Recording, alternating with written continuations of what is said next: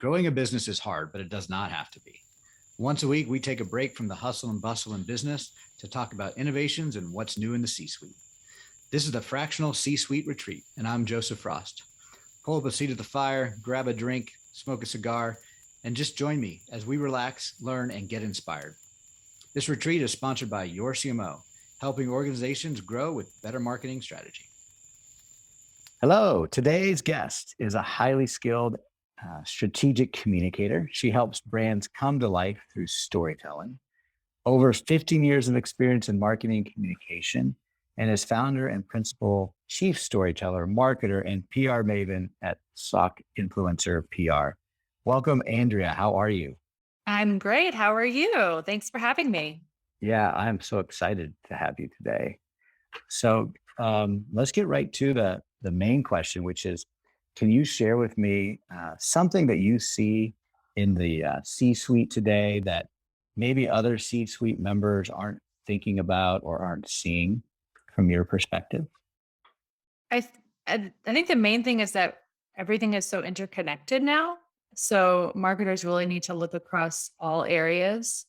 You're not just focused on paid digital anymore or even print advertising. You really need to look at the customer experience. You're looking at from point A to point B. So they need to be versed in everything and also kind of insert themselves in a lot of different conversations, which can be uncomfortable.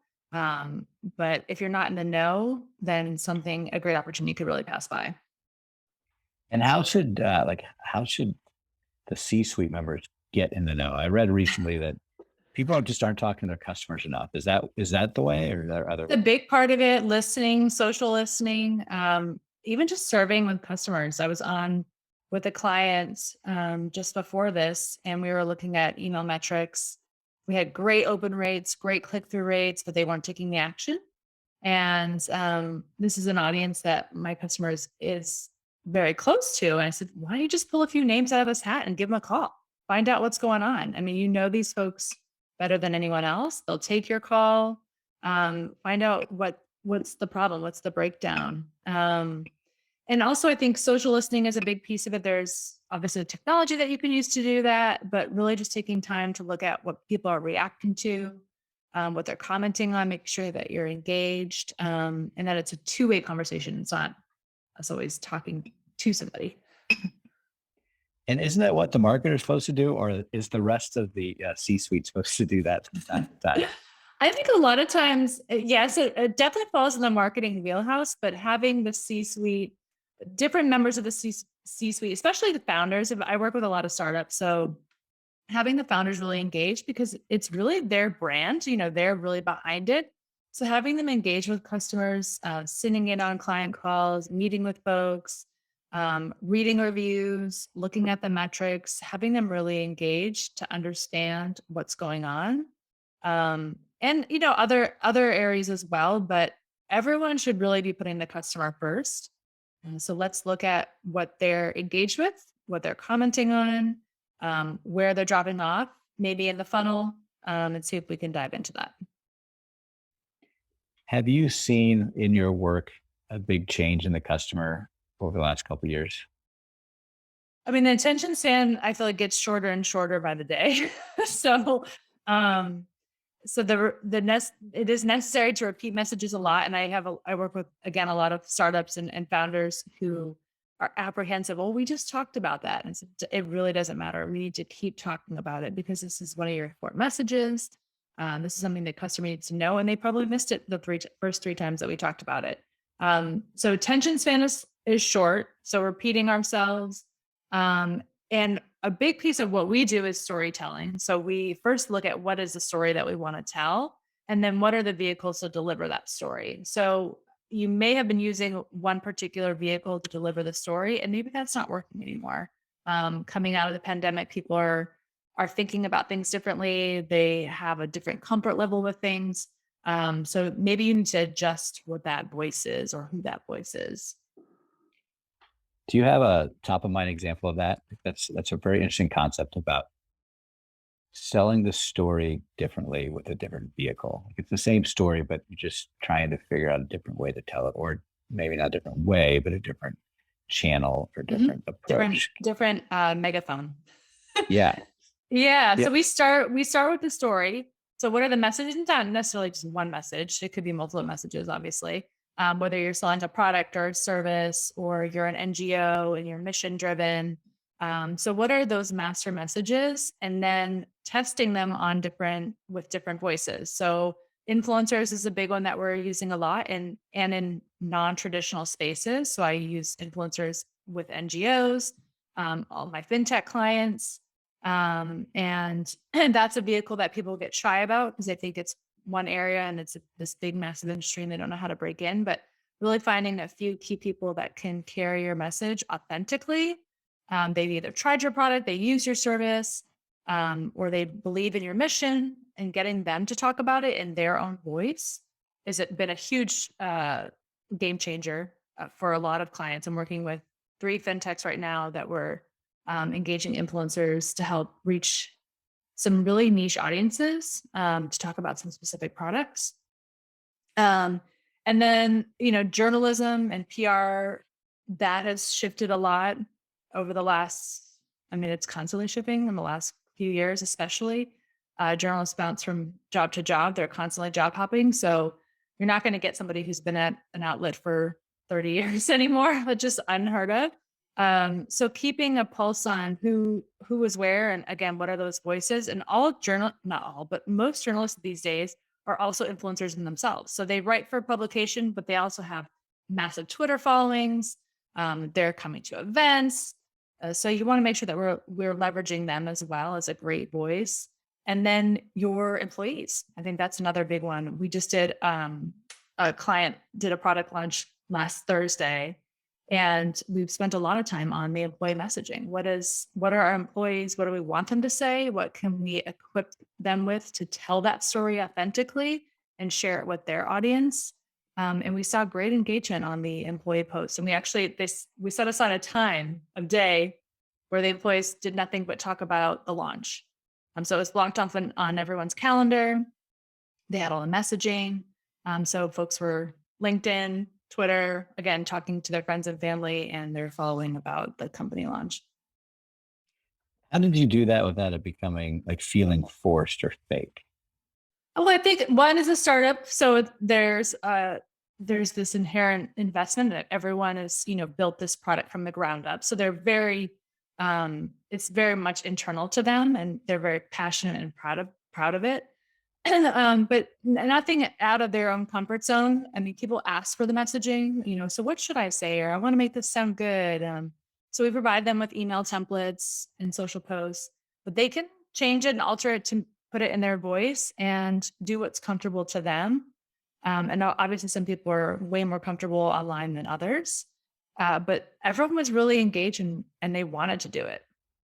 Yeah, that's really interesting. I never thought through that tactic, but it seems to be an easy, low hanging fruit to leverage your own employees to get some of that messaging out. Absolutely. And they could be your best brand ambassadors. Yeah.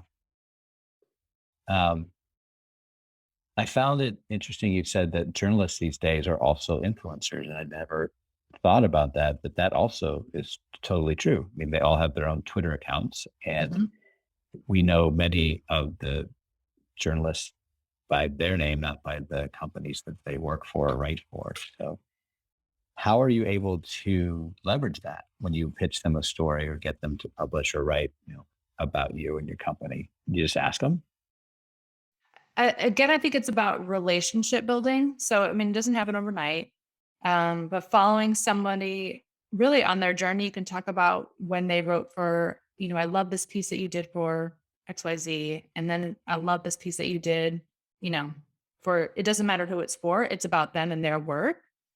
Following them, definitely, if you're not already following some key folks in your area, in your industry, you should be following them as well on Twitter, commenting, sharing their stories. And what can you offer? It's always what's in it for me. What can you offer them that will help them do their job better? So are you putting together case studies? Do you have some unique data that you can share? are they going to a conference and you could put them in touch with an expert or somebody who specializes in that area? Can you bring them in?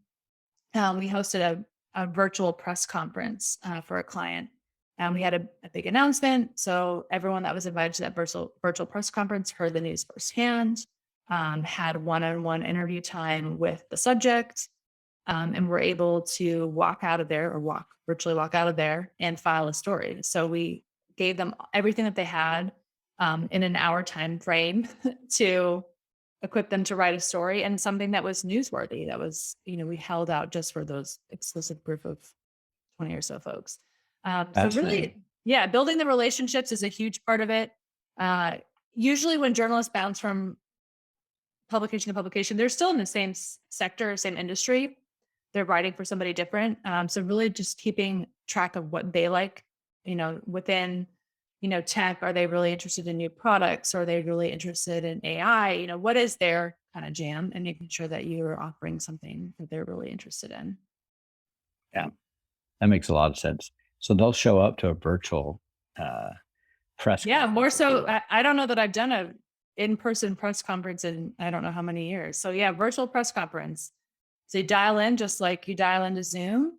The one that we hosted was invitation only, so it wasn't open to everyone. You were getting that news firsthand with 10 of your other competitors, but also one-on-one interview time with somebody who's kind of hard to get. So it works out really well. I've done those too with when we do new data reports. If you have a big bulk of data, you could send the report in advance, and journalists can come and ask questions.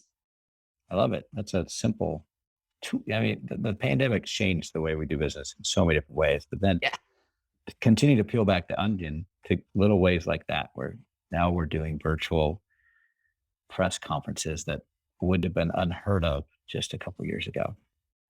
Yeah. I mean, really virtual, we'll do virtual onboarding for influencers where, something like that. Back in the day, I would fly to meet a celebrity or influencer to onboard them to a company. And now you do all that via Zoom. So it saves a lot, it makes it easier for people to get involved.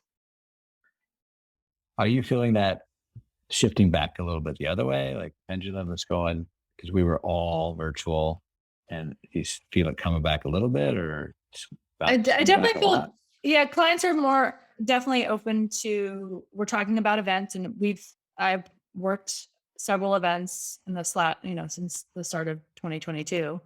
Or we've done in-person events, either conference style or, actual ribbon cutting type events. I'm doing a grand reopening in a couple of weeks. So, it's changed the way that we were having the in-person element. But if I had done a grand reopening before the pandemic, would I have looked at all these other factors? Probably not. So we're doing a grand reopening, but we're also having an online virtual grand reopening. So all the customers who are not in the area can participate. They can take advantage. They can enter the raffles. They can have the discount. We're inviting local influencers, but we're also asking influencers who are not in the area to share the message. So it's definitely changed the way that we look at things. But I think some people, there'll be this hybrid. Will we ever go back to not having a virtual option? I don't see a world where we would leave that behind. Yeah, I can't see it being left behind completely. I was just having this conversation the other day with somebody though, that can you imagine pre-pandemic saying, let's just hop on a Zoom call, a video call for this press conference instead of getting it. Like, it's out of the complete thought realm. Remember you used to do conference calls and you didn't see the person, and then you're like pressing the button. Are you there? I mean, some of the technology was there. It worked, but just didn't even feel like you could even suggest it without. I don't think we did. We would do like Skype or things like that with international, because that was the way that we could connect in an affordable manner, was to use a Skype or some type of virtual technology like that. But everyone else, it was the conference. We're all gathered around the conference, and you're dialing in, and you always feel bad for the person on the other end because they can't see all the people in the room and what's going on, who's making faces. But yeah, it's totally changed. I do phone calls now, but I can't remember the last time I did where it was more than two people. We weren't all looking at each other. Right. One of the other things that I've been asking a lot of guests about is leadership. And I've been studying through these podcasts what leadership is. And I'm curious, how would you define the role of a leader inside of an organization? I think the best leaders that I've worked with, I don't think I know, they are motivating. They're, the cheerleader, they're encouraging, but they're also decisive. They're making the business decisions. They're bringing people in, they're communicative. So they're, not living in a shadow or living in some high horse. They're definitely sharing information with their teams and also receiving information. I think good leaders listen. The amazing founders that I work with now, they all lead, small to large teams. And again, in this virtual environment, not everyone's in the same location. So it's challenging. And they're juggling a lot of hats. They're fundraising, they're making their products, they're listening to customers. So they're wearing a lot of different hats, but they always listen and they always receive feedback. They're very organized and they're decisive. I really appreciate when someone comes in and I give them options and they make a decision. Yeah. So let's unpack that. That's very, there was clarity there. So motivation, decisiveness, communication, and that's kind of an umbrella topic. I'm curious, how has the motivation factor changed with the new realities of remote work and virtual work and even fractional work? How are leaders changing or evolving to address motivation of their team members in this new environment? Have you seen anything? Yeah. I mean, employees have a lot of options these days. So it is, they can jump ship in a heartbeat, go somewhere else. There's not a shortage of open positions, or, they run the freelance route or the contract route. So it is challenging for leaders to keep employees or keep good employees. And, there's plethora of benefits. But I feel like at the end of the day, it's the same type of package. I mean, how many free sodas do you need? How many, how many, dog insurance do you need? I mean, they're all one half dozen of the other. I think it really starts with the leader. And I could hands down tell you all the employees that I, have interaction with, they would tell you, I'm here for fill the name of their CEO. That person inspires me. I love what they're doing. I love the work that they're doing. I love being a part of it. So feeling that feeling of inclusivity is part of this movement. Having a say, having a forum for them to share their ideas and really listening and being heard is a big piece of it. And then that flexibility, having, not just the remote work versus coming into an office, but the life flexibility of I need to take care of an elderly parent, or I need to do this. And people really listening and understanding and saying, yes, your job's going to be here and we're here because we're a team. So making them really listen, again, going back to that listening is a big piece of it. The flexibility and communication. What I heard you say, which is interesting, is that in talking to a lot of employees, they're there because of their leader, their CEO. That's what's that's what's motivating, inspiring them. Is there an aspect of natural storytelling? You're a storyteller, you're a messaging person, that is inherent. Maybe it's not natural, but is there an aspect of that is able to have that leader be able to inspire and motivate their team? Is that a piece of the puzzle? Definitely a piece of the puzzle. I've worked with some folks who are awkward leaders. They're amazing. They're incredibly smart, but they're awkward to be around. They don't have that instant personal connection with folks. And they have to work at it. And I worked with some great media trainers, spokesperson trainers, where they help them kind of get out of that shell and become more personable, and really work to make those mannerisms and make people feel comfortable and work on active listening. Because again, CEOs naturally love to talk and love to share their message, but if they're not listening, then that's a turnoff for people, and people see through that right away. And some people are just not self-aware. So working with a coach or a trainer, I've also worked with, more solopreneurs or authors. I see this a lot with authors where they're amazing writers and they have fantastic works. But when it comes to me putting them on a publicity tour, or putting their marketing together, they are immediately deer in headlights. They don't know what to do or what to say. And, that seems unusual because they can write for days, but when they are in the room with people, they kind of freeze up. So those are things that we work on, is how to have meaningful conversations, how to be comfortable, how to project authority, but not in a scary way. um, but yeah, not every leader is a natural people person or natural, just not everything is natural to them. They may be incredibly smart and great at what they do, but they're not skilled at working with people. And I think that's where the best ones are self-aware and they know that's a challenge for them. So they seek out professionals to help.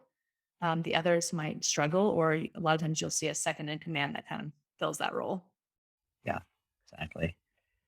And the new realities of working remotely and working over Zoom with people that might be hybrid or freelance, I think it sets a whole nother level of challenges for the natural leader who's great in a room full of people or office full of people, because they have to learn this technology. And then they have to figure out, well, how can we leverage this technology to better communicate, to better listen? Because most of this technology is almost one way. I mean, it's hard to talk over somebody on Mhm. Zoom, right? It's really difficult. So how have you seen people approaching that from a leadership standpoint, embracing technology and being able to leverage it for better communication or better leadership? I think one of the things that I see is, what can we automate and what needs to have that personal touch. And I just walked through this with a client. We were looking at our, basically our email communication, automating as much as we can, but for new clients, really having that personal touch and having that first communication come from the founder. The founder also writes handwritten notes, which I love. I'm a big fan of letter writing, note writing. And I love that she takes the time to do that. But writing handwritten notes to welcome people to the program, which is just something that a lot of people don't do. But opening up that forum, and giving people different options to communicate. So somebody may not be comfortable in a Zoom with 10 people to share concerns or share the way that they feel or to share their story. And so maybe it's a one-on-one, or maybe it's through another form where you're capturing somebody's story from a form. So it's less personal, but it's more private. So giving people different options is what I've seen as successful. And then there are people who prefer to do things in person. So you'll see certain people, Susie Smith comes into the office every day because that's what she likes and that's what she is accustomed to. So leaders have to wear a lot of different hats now because now you've opened up this world. And so certain people are used to or are more comfortable with different methods. So they're they're sharing their story and they're communicating across different channels. And unfortunately, you just got to wear many hats, but giving people the opportunity to do what's most comfortable and share in the environment that's most comfortable for them. Yeah, that's a great way to. It's still not for everybody to be virtual or hybrid or Zoom, and understanding that it's even more complex than it used to be to segregate. These people want, I need to lead this way or react this way, and these other people, it's a whole different tactic, and it makes that leadership challenge even greater. Mhm. Not only And I more would people. say, sorry, the other thing I would say is again, self-aware or humility, even to recognize that you don't have all the answers and you make mistakes, and you're going to learn from those and move on.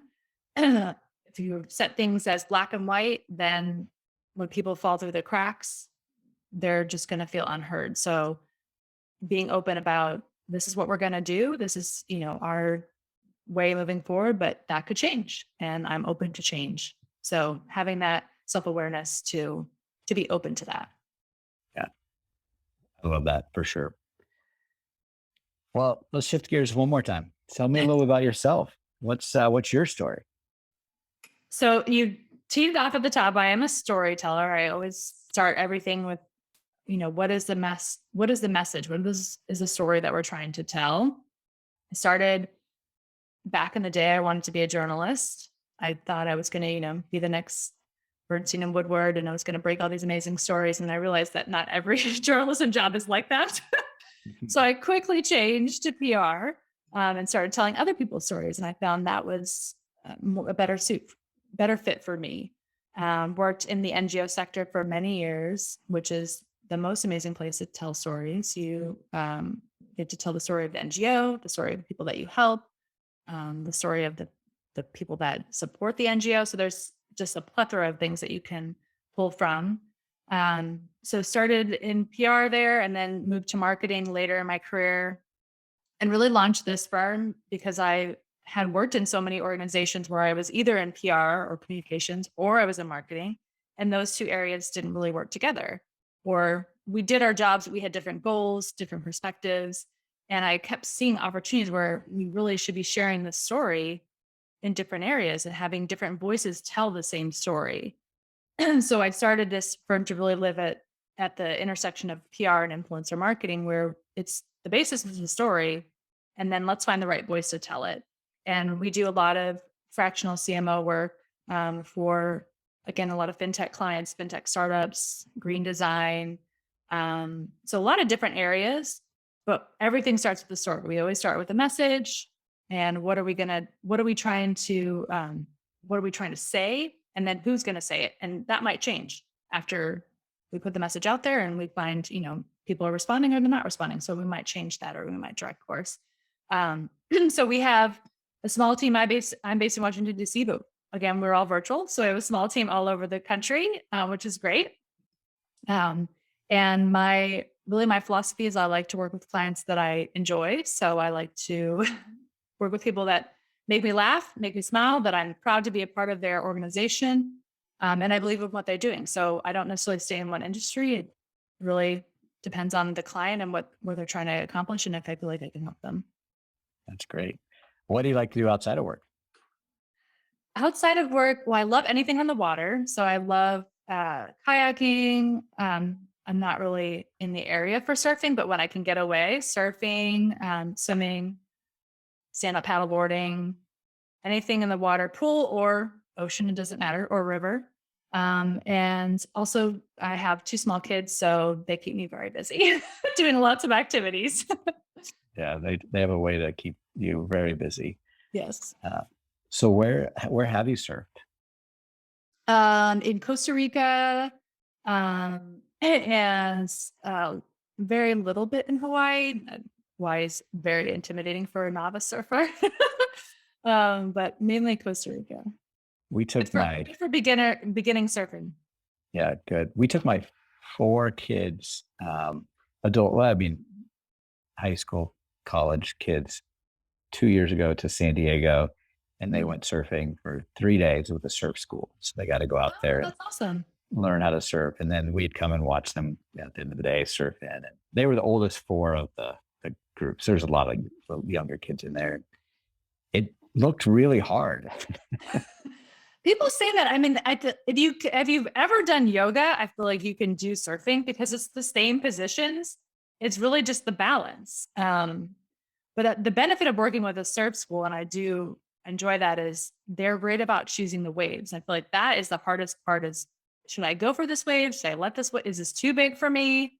But the surf instructor will point it out for you. Like, this is yours, go. But the actual movement is really easy. I mean, it's just basic yoga moves on a board. Okay. Well, I've done yoga, and I'm going to Costa Rica with my family next week. So my son, check it out. Are you going to do surfing? Because we don't have a surf school plan. He's like, yeah, I'm going to surf every day I can. do you think I could do it with you? He's like, oh yeah, you can do it, Dad. So I'm going to Yeah. try. I'm going to get out on the surfboard and see what I can come up with, and hopefully Yeah. not hurt myself. You'll love it. You'll love it. The water is perfect there. There's no sharks, knock on wood, in the immediate area. And it's good because at least where I was, there's never enormous waves. So you are never feel like you're gonna, really bomb. You'll fall off lots of times, but that's fine. That's part Yeah. of it. And it'll be a little warmer than San Diego. They were in wetsuits Oh because it was a yeah. little bit cold. Yeah. Oh yeah. So the kids, what do they do for fun? Or what, not to get too specific, but what do you like doing with the kids besides watching movies in the basement? They also love water. So we go to the pool a lot. They love, they're not the strongest swimmers, but they love being in the water. Anything outside. Today, I don't know where they came up with it, but they decided they were going to save the planet. So they left the house while I was on calls and started picking up trash and telling me different ways that I could save the planet as well. So they must have gotten that somewhere. They probably saw something online or watched some video about Earth Day or something. So they're very some good PR person put a Yes. message out there that they got. Yes. But love being outside riding bikes. They're 6 and 8, so they're pretty close in age where I try to drag them along to do the same things, which they don't always love. But anything outside and anything active. Good. So where'd you say you went to school? I went to Arizona State. Arizona State. Yep, Sun Devils. Sun Devil. Okay. Is that right there at Phoenix, or is it further south? So I went to multiple campuses. I actually have 3 degrees from Arizona State. Oh, please tell. I did my undergrad experience. Yeah, I did my undergrad at the main campus, which is in Tempe, which is, they have a ginormous, I mean, it's even way bigger than when I went there. So I have my undergrad is in broadcasting. I have another undergrad degree in history.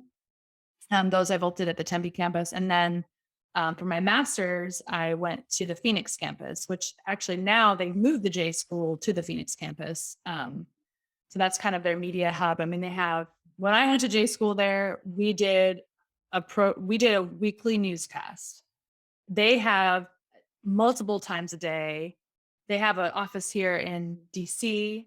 I mean, they're all over the place. They're amazing. So it's a great program, and it's just grown even more. But yeah, I was at both campuses, and they also have a campus in Mesa. I mean, they're everywhere. How did you end up working a history degree and all of that? So interestingly enough, I had the intention of being a journalist. I went to broadcasting school, and then broadcasting school, again, it was great. A lot of it is, there's not a lot of homework there. So you're doing, your live shots, you're writing stories, but you're doing that all on your school time. It's not like you're going home and then researching a paper about news. So I had a lot of free time. So I started taking these other courses. And when I got to, I think, my 3rd year, my advisor was like, if you just did a few more credit hours, you'll actually have enough for another bachelor's. So I ended up taking another, I think I did like another half semester, and did my bachelor's in history as well. So my focus was American history post-Civil War. And then I also studied, you had to pick 2 areas. I also studied Japanese history after they were opened up. That makes sense. I almost got an additional degree in mathematics because I got a chemical engineering degree, and I was 2 classes away from getting another bachelor's in mathematics. And I looked at it and I said, I'm going to do this. And by the time I got through like my 5th math class and I had 2 more to go, I went, I'm just done. That's way too much math. We're beyond letter math. We're into like symbols. And now we're beyond that into like out of the world kind of things that you've never seen before that they're trying to make sense. Yeah, no. Yeah, I would have run for the hills. I think I did 2 math classes. Math was not a required course in broadcast. No, not at all. I think I did whatever the basic one was probably just like a repeat of high school. So did you ever travel to Japan? If you studied? I did actually. For when I was working for the USO, I went to Japan, went to Okinawa. It was beautiful. and Tokyo as well, but I spent most of the time in Okinawa. I didn't get to see a lot of history while I was there because I was there for work. We had a celebrity coming over to do an event, so I was working with her, but it was beautiful and I really enjoyed it.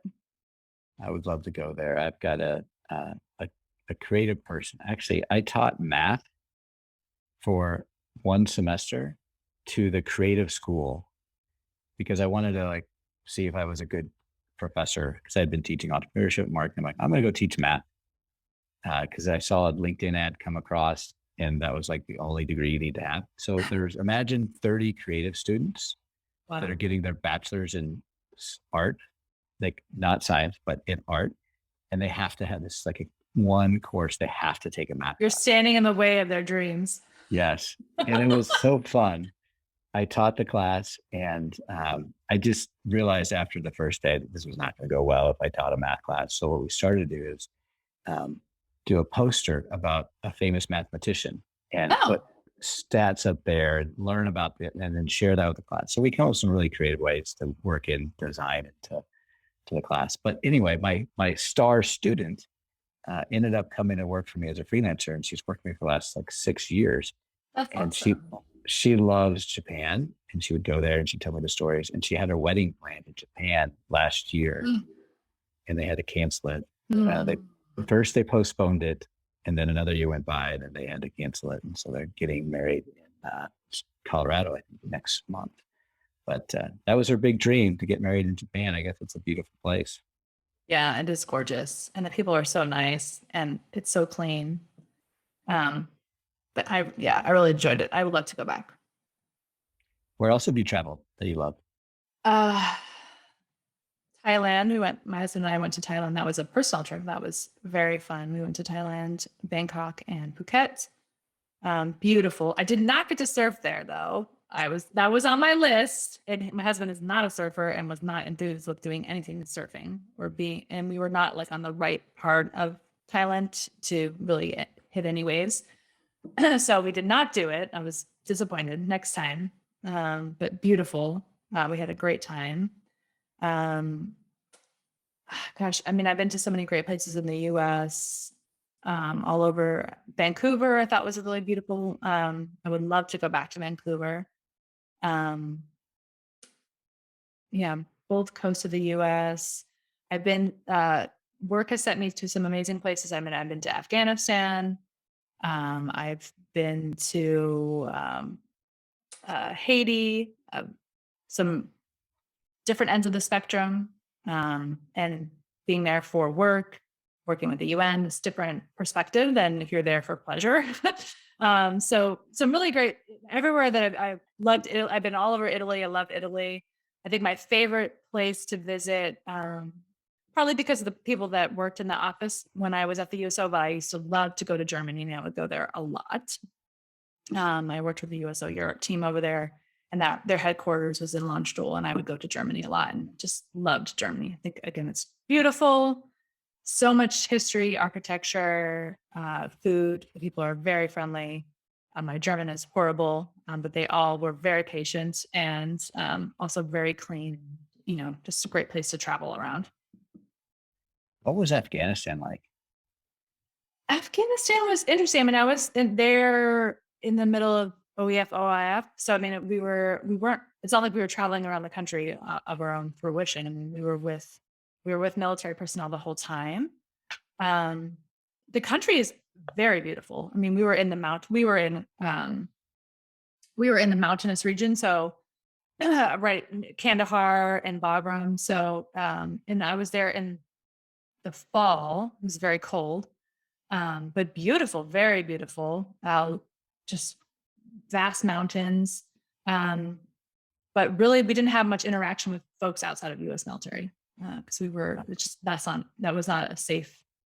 would not have been a safe way for us to conduct business. So we were always with translators or with Afghan translators and military. We were never unattended. Yeah, it'd be interesting to be in a position where you were able to interact with the people and get a sense for their culture, who they were, but you didn't have that chance. No, I mean, would have several local Afghans that would come and work at the base. So they had the paperwork to come in and off the base freely. And they would work in our center. So I would, be able to converse with them. Their English was great. And they had families and, live in, this was a job opportunity for them. So this was, they were living their life. I think it would be interesting. So they've since shut down those military installations. It'd be interesting to go back now and see how the community is without that presence there. But no, we were not able to walk around like the community or anything. Yeah. My parents, after my brother and I went to college, decided to go teach abroad. They were both school teachers, and they ended up teaching in Lahore, Pakistan. And so they were there for 5 years, and they said it was a wonderful experience. The people were amazing. Culture was terrific. And then they used that opportunity to kind of tour the world in that area of the world. But they were also there on 9/11. So they had to be evacuated fast. It got, kind of got crazy over there after that. But they always tell the stories of the people and how similar people are in all parts of the world that they visited. Very friendly, about family. Everybody's not as radicalized as you might see on TV. Yeah. So has that been your experience as well? Oh, yes, definitely. I mean, every culture has, once you understand why we're doing something, a lot of times they'll drop you in the middle of a ceremony or something's happening. And if we haven't been briefed beforehand, you don't know what's going on. And so it's foreign to you because you've never experienced it before. But once you understand what's going on and you're able to communicate with somebody, you get, the same sense that they're proud of their culture and they're family oriented and they're excited. I think that's the other thing is that they're very excited for people to, everywhere that I've been, they're very excited to kind of show off their culture and welcome you and tell you all about what they do. And so I love to listen as much as I can. Sometimes it is hard to remember when we were in Haiti, we were working through a translator who she spoke the local dialect. I understand French a little bit. So it was like, a third way communication, like translated 3 different ways. So it was hard. And you want to be able to be responsive to somebody and react when they're talking. She was sharing a very personal story about her daughter. And, my reaction is obviously delayed because I'm getting it third hand. And so that was, that's always challenging, but I love the best part about any visits is when you go off the diplomatic tour and you actually get to meet with families and hear their stories. And again, everything goes back to storytelling. When we were in Haiti, I recorded everything. We had it all translated later. And it wasn't obvious, like I'm going to put a recorder in your face. It's on, it's in my pocket. Let's have a conversation and just tell me. And I asked her questions about her daughter, about her family, and what was she doing? She was making dinner. Like, tell me what you're doing. Let's so the storytelling, I think, is the best part. I always would come back from any of these trips and have all these stories that I love to share. And some of them we get to tell, some of them we obviously can't tell, but that's the best part is listening to people's stories and being able to share them. Yeah, that's great. In the NGO space, as you mentioned earlier, I should say, the stories are always just so touching and personal and real relative to some of the business stories that we get to be part of and share here. But inside a business, everybody's got a story, right? Every employee, and the more a leader can listen and learn and engage with people on their story level, I think the better leaders they are as well. And share their story. I can't tell you how many founders or CEOs that I talk to and I have to drag it out of them. And I'm like, that's super interesting. I didn't know that. You met your co-founder at your daughter's preschool and you guys, were having drinks one night and that's how you came up with that's an interesting story. Let's tell that story. Or we were just talking about you met your employee at your math class. Yeah. And that's a story I would love to tell. So a lot of times founders and CEOs, they think that they're just not interesting people. I don't know who they think is interesting, but I said, those stories are people that they want to hear. Your employees want to hear it. Your customers want to hear it. It personalizes your company and it brings you closer to them and them closer to you. So let's tell those stories. a big part of it is interview. I do a lot of interviewing. So I do put my reporter hat on and I interview them and I ask them these questions and I try to dig deeper and find out, how they came here and what their motivations are and what their story is and what their family's like, so that we can kind of uncover those gems. Yeah. And we know that because we're in the business, but people respond to authentic stories more than anything that marketing made up. So the more real, the more authentic it is, more personal it is, it's going to have a much better outcome and more effectiveness than, oh, this is a really cool tagline. Let's make up a story about this, and it doesn't work as well. No, it never works as well. I mean, it's necessary, but the personal connection is really what ties somebody to a brand and also gives them that longevity.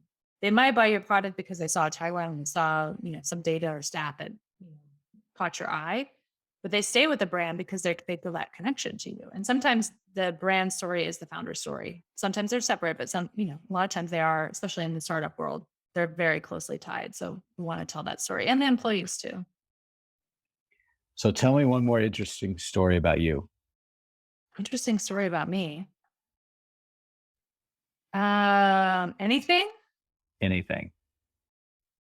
Wow. Let's see. No. This is where you go around the room and they're like, share a fun fact. And I'm like, I don't know that I have a fun fact. I always go with, I have 2 kids. I don't know that that's fun.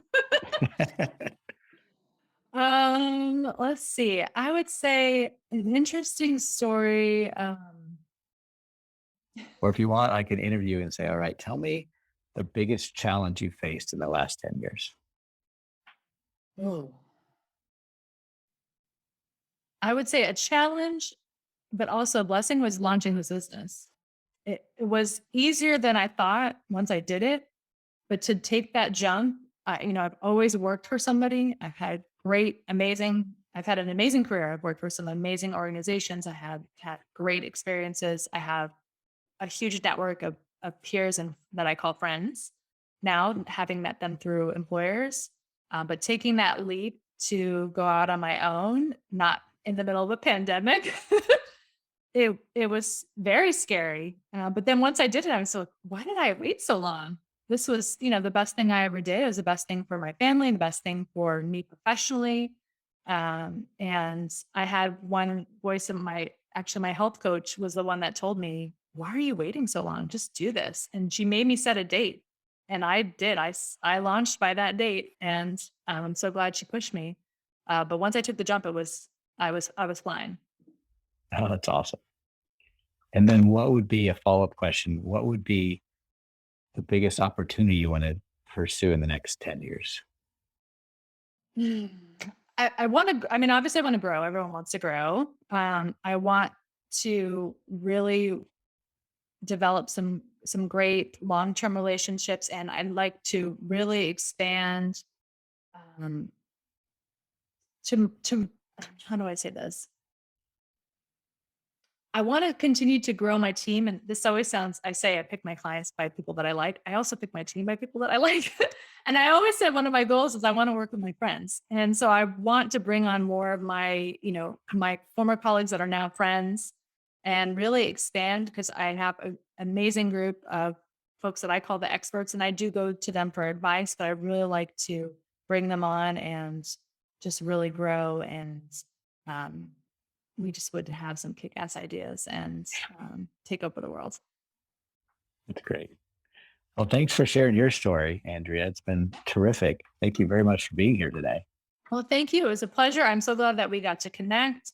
Thank you for having me on. And I'm glad that I could talk about my favorite thing, storytelling. Well, you did an amazing job. And thank you for our listeners. And I'm excited to share this story of Andrea with you. And we'll share the next story with somebody else on the next episode. So thanks for listening. And that's a wrap. There's another successful episode of the Fractional C-Suite Retreat. See our show notes and more episodes at fractionalcsuiteretreat.com. This podcast is sponsored by Your CMO, helping organizations grow, save time and money with better marketing strategy and fractional execution. Visit them at yorcmo.com, yourcmo.com. Spelled wrong on purpose.